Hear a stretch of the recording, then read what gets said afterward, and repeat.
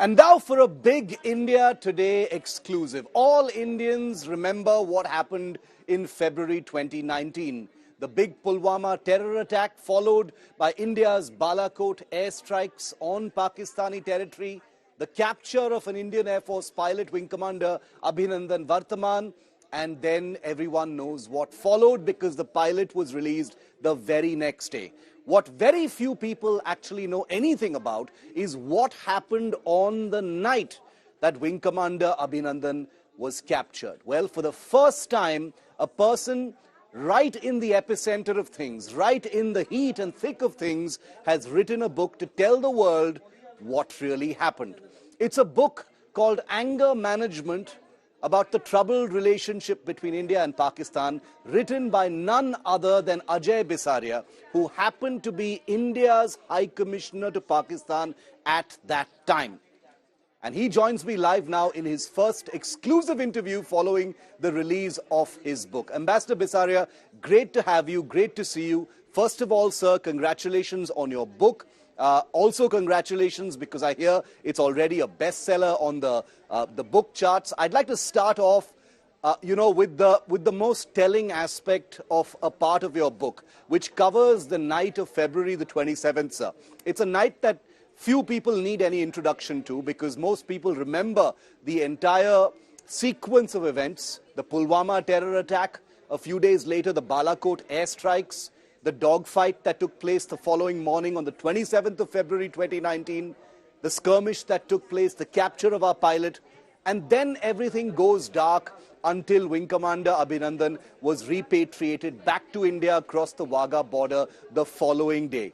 In your book, for the first time, Ambassador Bisaria, you've actually thrown light on what happened, and it comes down to a few phone calls that apparently took place from Pakistan to you. It looked like the establishment was pretty spooked, thinking that there might be an escalation from Pakistan's side. But tell us in your own words, sir, I don't want to give too much away because your book is going to tell the story. What happened that night? Thank you, Shiv, for having me. It was a long night, as you said, perhaps even longer for Pakistan, and certainly a long night for diplomacy.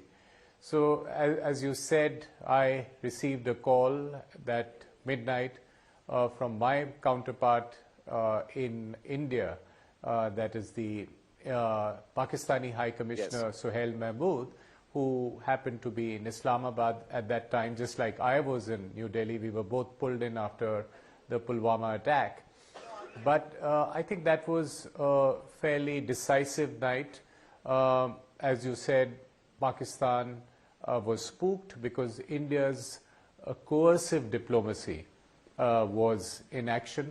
There was a credible threat of the use of force and the use of missiles against Pakistan. That was well established. And the point was that Pakistan wanted to have that conversation, but the Indian ask was simple. Pakistan had escalated the situation on that morning, and there was a pilot in Pakistan's custody. India wanted the pilot back, and India was ready to escalate the situation with use of force, and that threat was very credible. So I think that was in essence what happened. A lot of diplomacy took place on the ground in New Delhi, in Islamabad, and in other capitals, but the outcome India wanted was what was successfully achieved in the next couple of days. You know, the details that you reveal are mesmerizing, Ambassador, if I may say so, because they throw light, on the conversations that were taking place, on which hinged literally the lives of people of two countries. You talk about a phone call that you just talked about, from the Pakistan High Commissioner to Delhi, where he was seeking a channel of communication between the Pakistani leadership and Prime Minister Modi. And you very tellingly said, that conversation's not going to happen at this hour. Can you tell us a little bit about that, how that conversation went? Why did they need to speak? They were really spooked, that means. Well, it was certainly a reach out, an outreach between two diplomats, because I had a good equation with the Pakistani High Commissioner. We would talk to each other often, and our role was to try and help out in situations of crisis whenever they occurred. And he had reached out with the question. Now, you know, in diplomacy, multiple things take place at multiple levels, multiple conversations take place. This was perhaps only one of those attempted conversations through this particular channel. But the question was whether Prime Minister Imran Khan could have a word with Prime Minister Modi at that hour, and the answer was, please give me, after I had checked up, I made it clear that the PM, Indian PM was not available, but there could be a message. If there was a message, it could be sent to me. Did you try and, open that channel with the Prime Minister to allow that conversation to happen? Or were you told by the government that this is what you need to tell the Pakistani side? No conversation can happen until the pilot is released. Well, I haven't gone into those details. I've only said that I checked and I reverted to the Pakistan side. So obviously I did check with the right authorities, and then I gave a response to Pakistan. So this is exactly in the nature of what we do. Diplomats are used for giving messages, and at that point of time, the message was, we want that pilot back. Okay, this is very interesting, because basically what happened was a phone call came through to you, Ambassador Bisaria, asking, to facilitate a conversation between Imran Khan, then the Prime Minister of Pakistan, and the Indian Prime Minister Narendra Modi. You checked with the authorities and they said, no, this conversation cannot happen. So Imran Khan, in effect, was looking to speak to Prime Minister Modi, and Prime Minister Modi and his team basically said that conversation is not going to happen until the pilot, Abhinandan Vartaman, is released. Before I come to my next question, Ambassador Bisaria, I just wanted to play out for our viewers a very telling soundbite that the Prime Minister of India, sometime after this entire episode, had said during an election rally. He used the phrase Qatal ki Raat, indicating that if things hadn't gone the way they had, if Abhinandan Vartaman hadn't been released the next day, that could have been a Qatal ki Raat, or a night of bloodshed for Pakistan. Listen into what the Prime Minister said. कि हमारा pilot ने जो एक खरोचपण आवी तो પછી દુનિયાને તમે કહેતા નહીં કે મોદી આ કર્યું. અને તમને ખબર હશે, અમેરિકાના એક પ્રવક્તાએ નિવેદન કર્યું હતું, અમેરિકાના રાષ્ટ્રપતિએ એક નિવેદન કર્યું હતું કે ભારત કશું મોટું કરી બેસશે, એવું નિવેદન આવ્યું હતું. અમેરિકાના ઉચ્ચ એક વ્યક્તિએ એક નિવેદન કર્યું કે મોદીએ બીજા દિવસે એક સાથે 12 મિસાઇલો હુમલો કરવાનું કરીને ક્યાં કહ્યું હતું, પરિસ્થિતિ ગંભીર થઈ જાત. આ સારું થયું કે પાકિસ્તાને પાયલોટને પાછો મોકલવાની જાહેરાત કરી દીધી, નહીં તો એ રાત કતલની રાત હતી. આ અમેરિકાએ કહ્યું. મારે એ બાબતમાં જ્યારે કહેવાનું હશે ત્યારે કોક દાડો જમાનો આવશે ત્યારે વાત કરીશું. You know, Ambassador, in the world of diplomacy, I imagine, a phrase like Qatal ki Raat really leaves nothing to the imagination. It is hardly a subtle phrase. But in your book, you do throw light on, suspicions or intelligence within the Pakistani system that there were, a number of Indian missiles that were primed and ready and pointed at Pakistan. And, there was perhaps even a political willingness for them to be used. Can you talk to us a little bit about that? Because this is a shadowy place that nobody really goes to. These are frequently classified areas. Can you tell us a little bit about that? Because the system apparently was on full alert and really expecting some kind of an Indian escalation, sir.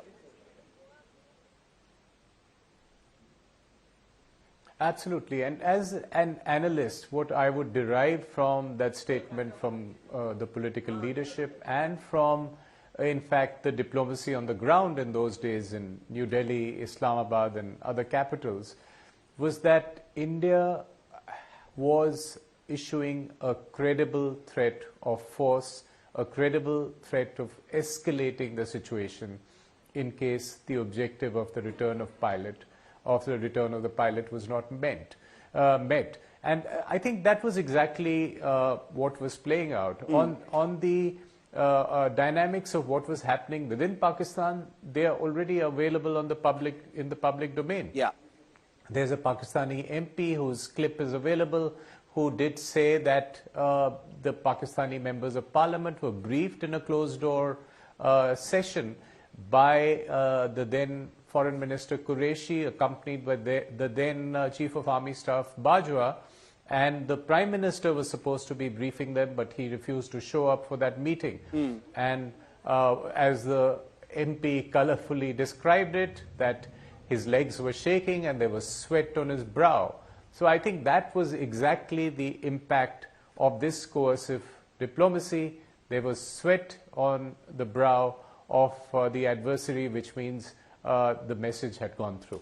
Your book is amazing, Ambassador Bisaria, because it tells the other side of what many people were given to understand about that day. Imran Khan had stood up in Parliament and made it seem like the release of Abhinandan Vartaman a day after his capture was actually some kind of a magnanimous peace gesture. But your book suggests completely the opposite. Before I get deeper into that question, let me just play out for our viewers, only to serve as a reminder of what Imran Khan had said at that time. Take a look at this. मैं ये आज हिंदुस्तान को इस platform से कह रहा हूं कि इससे आगे ना लेके जाएं, क्योंकि जो भी आप करेंगे पाकिस्तान मजबूर होगा रिटेलिएट करने के लिए।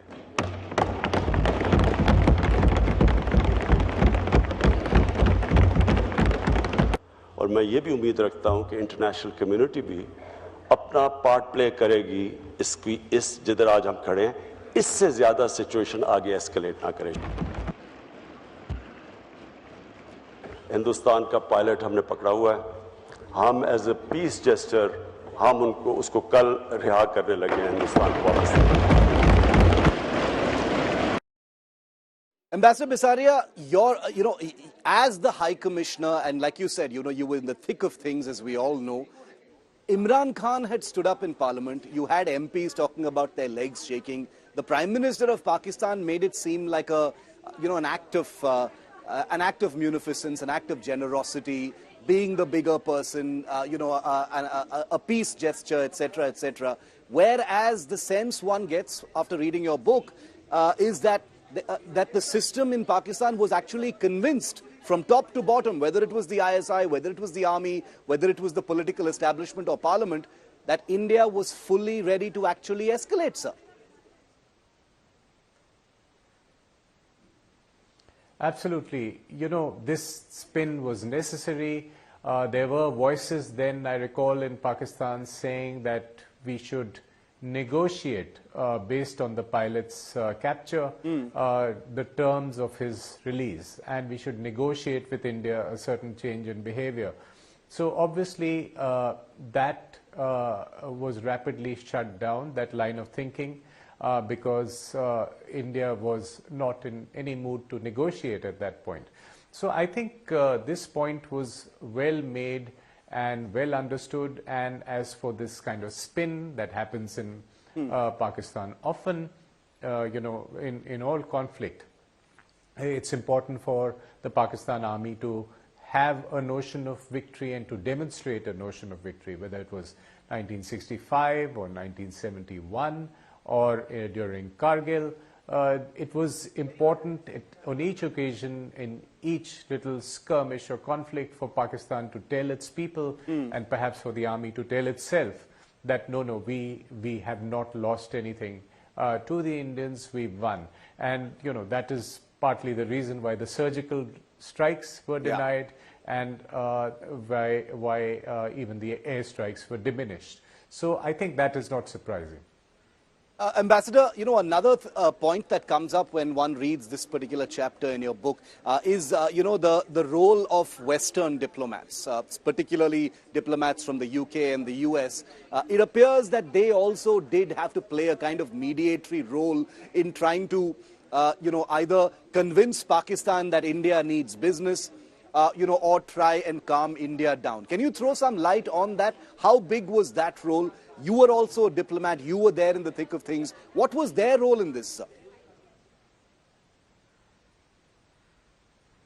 Well, I would say the primary role in such situations is a bilateral one, Yeah. a credible threat of force and a credible direct conversation. But every little bit helps, global diplomacy helps. And you've seen these conversations, including in Minister Jaishankar's latest book, which is that, there has been an attempt by Indian diplomacy to delegitimize terrorism, apart from countering terrorism. So delegitimizing means that in the eyes of other observers and Pakistan's friends and other major powers, the use of terrorism has to be delegitimized. And these countries then come together to add their voice to India's voice for a country like Pakistan to change its behavior.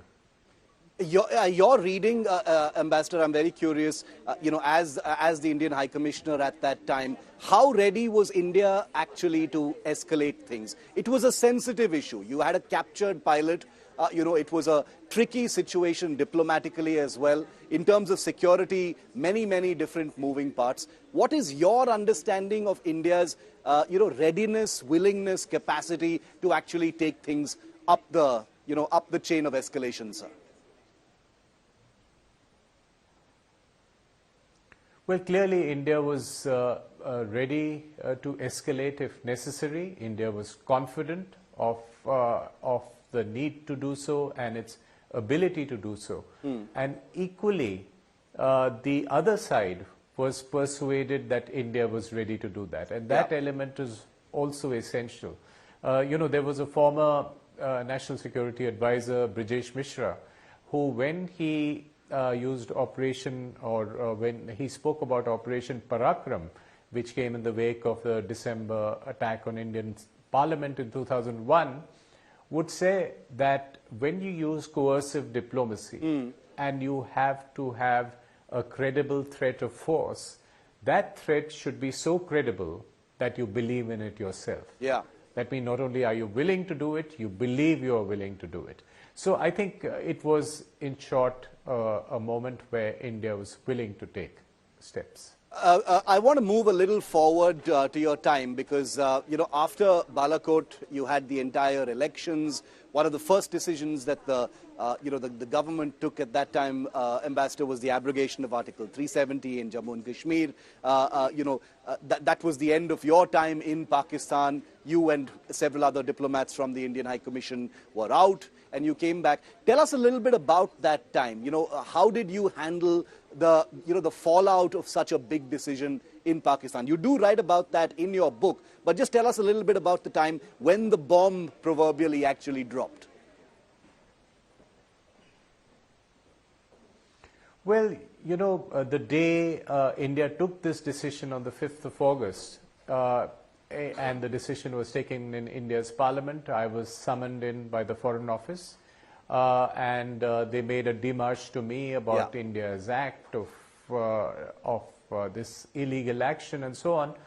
And I presented at the Foreign Office India's point of view and trying to play it down, saying that there's nothing India had done to change the borders. It's taken certain administrative decisions on which Pakistan had no locus standi. But I think it was a mishandling of the situation by Pakistan that they overreacted to this issue, which has been an issue, dealing with Article 370 in Kashmir's autonomy from the 50s. It wasn't a dramatically new issue that had come up. But the fact that Pakistan politically reacted in such an intense way meant that they couldn't come back and reopen that door. They had to keep it closed, and the part of the reason was that Imran Khan at that point was inexperienced. Bajwa at that point, the army chief, was looking at an extension, so not too much, intervening too much. So an inexperienced civilian politician was running away with the file at that point. And therefore, I think Pakistan overreacted at that point of time and found it harder then to come back into a space where there could be space for diplomacy and finding a modus vivendi forward. As a final question, Ambassador Bisaria, do you see a path ahead for, for India-Pakistan relations? Do you see, talks, dialogue of any kind on the horizon? Things have been to hell and back, since 2016. Where do you see things going? It's a broad question, but I'd love your perspective, sir. Certainly. I think 2024, I would argue, is a time for cautious optimism, because we have the coincidence of two elections in Pakistan, perhaps in February, in India soon after. New governments, there has been an announcement of elections in Jammu and Kashmir, which can further improve atmospherics. So we could have a perfect storm of propitious elements getting together and going for 5 years plus without a major terrorist attack, which could give us reason to have a conversation and to look for a way of détente between the countries. So I think there's reason for cautious optimism, but this is an accident-prone relationship. Stuff happens. But I really do hope that we move forward. Okay, moving forward is a good thing to hope for, and cautious optimism is also a nice thing to hear for 2024. Let's see where things actually fall. Ambassador Ajay Bisaria, thank you very much for your time. Congratulations once again, sir, on your new book. I urge all of our viewers to try and get a copy of it and read it. It throws light on things nobody has ever had a chance to look at before. Thank you so much, Ambassador. Thank you, Shiv.